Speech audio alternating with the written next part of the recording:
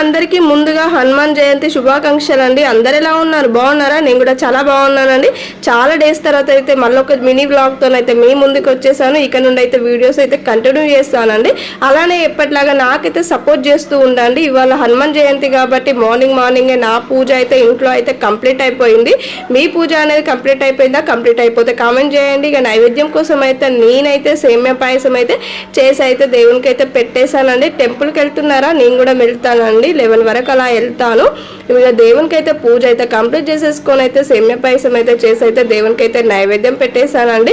మంచి హ్యాపీగా అనిపిస్తుంది కదా, ఇట్లా మంచి అన్ని చేసి పెట్టేసుకొని పొద్దున్నే పూజ అనేది కంప్లీట్ అయిపోతే. ఎలాగో పిల్లలకు హాలిడేసే కదా అండి, అందుకోసం అయితే కొంచెం మెల్లగానే చేసేసుకున్నాను. స్కూల్ ఉంటే మాత్రం వాళ్ళు మార్నింగ్ లేస్తారు, పని అట్లా ఒడవదు అన్నట్టుగానైతే లేట్ అయిపోతుంది. ఇక పిల్లలకి ఇప్పుడు హాలిడేస్ కాబట్టి కొంచెం పని మెల్లగా చేసేసుకుంటున్నానండి. ఓకేనండి, వీడియో కనుక